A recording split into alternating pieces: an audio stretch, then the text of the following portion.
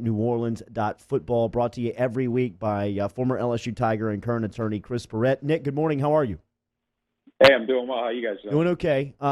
Saints have a chance and an opportunity to let slip by on Sunday. What'd you make of the last time you saw them versus Philly? I thought it was a significant letdown for a really good team. I'm not sure how much you take from that game as far as a long-term view of who the Saints are and what they're going to do. But, this is the type of game they end up having one of these every year. And I think that's probably one of the biggest issues with, this program over the last 4 years. I think kind of set up this era in that 4-year window. And it seems like every year they have one of these games where they just kind of play all the way down to their competition and, kind of get run over a little bit. It happened last year against Atlanta. This was the game here.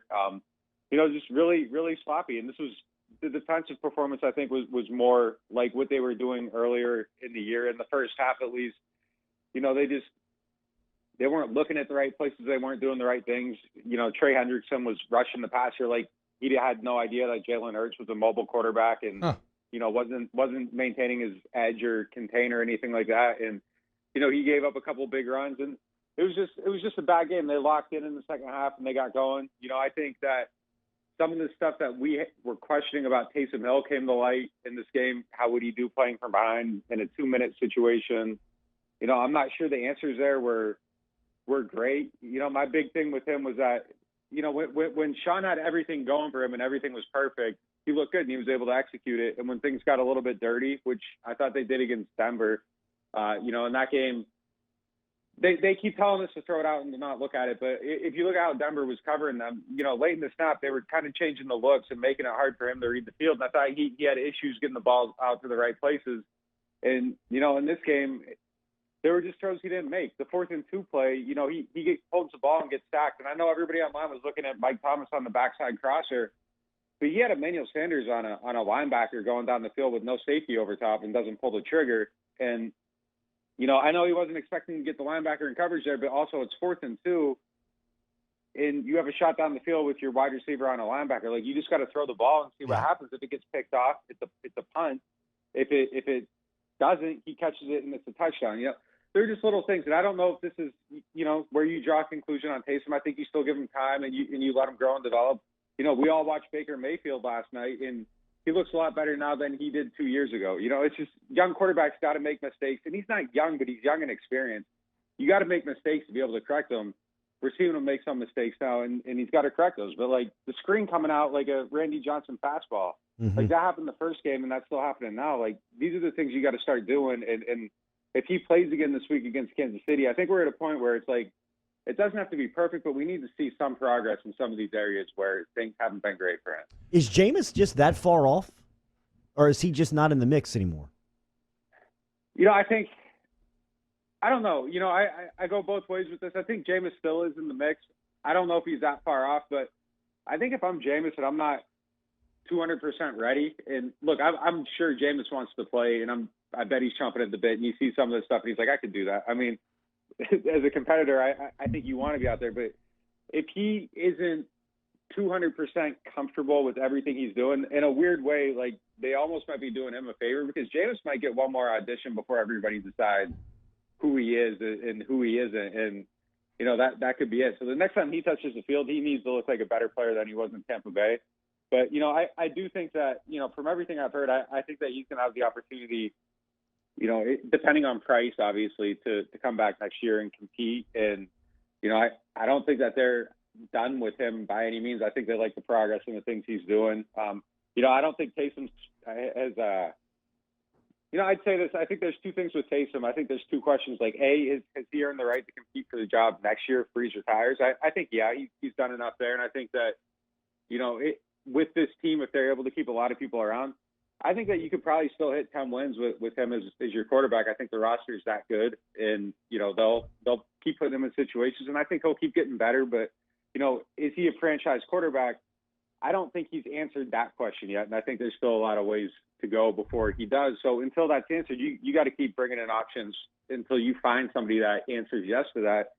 So I think you give Jameis that chance again, and if there's other opportunities, I still think that you're keeping your eyes open at all possibilities, because in this 4-game window, I think we all can agree that he hasn't slammed the door on the idea of anybody else doing that job. Talking to Nick Underhill at Nick_Underhill on Twitter. Sign up for New Orleans Football. It's some of my favorites. It's my favorite Saints content. So you should sign up. Nick, you did a great analysis of the pass protection from Sunday's game, and that was really the root of all evil offensively. And certainly the left side of the line struggled, whether it's Pete, even Armstead at times, and Sean Payton called out Pete. But before we get to that, I was interested in, you always do or in that analysis, you have a time to throw, right? Like where you're looking at from the time it was snapped to when the ball was released, how much time had elapsed. I know that for his career, Drew Brees is around like 2.5 seconds. It seems to kind of be the elite cutoff.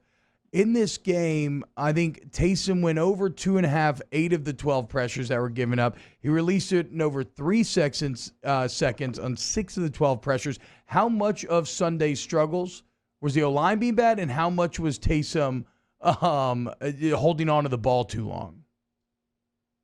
I think both. On the very first pressure in there, like Pete got bull rushed and held the guy up, and I want to say the time was like 3.2 on the first one, and he ends up he got the ball out, and it was a completion to Mike Thomas, but like he got himself hit, and I can't look at Pete and be like, wow, he held up a bull rush against a very good interior pass rusher for over 3 seconds. That's not a bad play to me by the guard, but it ends up going on him as a pressure. So there definitely were some of those in this game.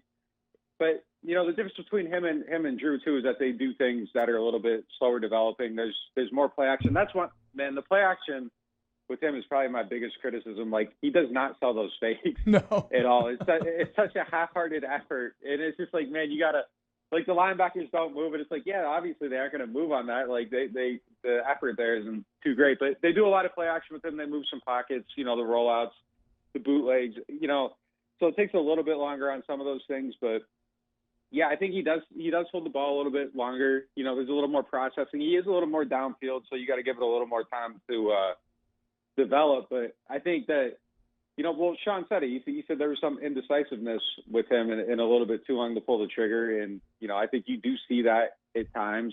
And those are all things that I do believe will get better. I don't see, like, fatal flaws with him necessarily. You see fixable things. It's just how much can he fix and to what level. So, yeah, I mean, I think that's one thing for sure is that the ball does need to come out a little bit quicker. Yeah, I love this line. There's a gesture, right? Yeah, there's a gesture from this play from Hill that is either a really weak play action fake or just a body movement towards Latavius Murray. He needs to improve in that regard. Nick, so kind of zooming out, taking the meta view of this game, it's weird because I expected when Brees went down that, yes, the Saints would lose the 1 seed, but I almost thought for sure that would be because of the Falcons pulling one of these games off. So how do you how do you mentally get through, what has happened now is not wholly unexpected given not having Drew Brees, but it looked like you had passed your biggest test and this was supposed to be the cleanup. I think we talked about it at some point when Brees went down and I believe it was on here, and we were kind of saying that, if he goes down with success, and at that point I thought 3-1 or 2-2 without him, if he missed 4 games, would be a really good run for them. And here they are, they're sitting at 3-1. They had 3 road games. They're playing with the backup quarterback. The league over the last 2 years is something like 16-66 with backup quarterbacks starting games. Damn. And they've lost 1 in 2 years in 8 games. Or 9 games, whatever it is now, with backup quarterbacks. I don't think that the feeling should be so low. And maybe the style of this game is the reason that, Saints fans, yesterday they were pretty fired up. Maybe because of the way the defense played or whatever, or the opponent. Maybe it's because you saw Jalen Hurts look dynamic. And, there were some things that I think aesthetically were disappointing. But I think when you take a step back and you look at it, and they're 3-1 without Drew Brees, they're still – even in the conversation for having the number 1 seed, if you told me at the start of the season that they'd lose Mike Thomas if they'd be sitting at this point in the year and have 10 quarters of Mike Thomas and Drew Brees playing together and be in the mix for the number 1 seed, I wouldn't have believed it. So I would say that I think they're still in a very good spot. They had a clunker game. It happens. The Chiefs game is going to be tough. We'll see how they bounce back in that. I think if Taysom plays there might be a lot of testing in that one because you're going to have to, really see him throw you back into the game. And look, I'll say, like, for him, I thought that was the biggest positive is they had the bad drive. He comes back 138. He hits the 2 throws down the field. Jared Cook did bail him out on one, but his competitive toughness and his confidence level is unbelievable. Like, the moment wasn't too big for him at all. So I thought that was a huge positive for him. But we'll probably see more of that this week if he has to start again for Breeze. 20 seconds. What is Breeze's status?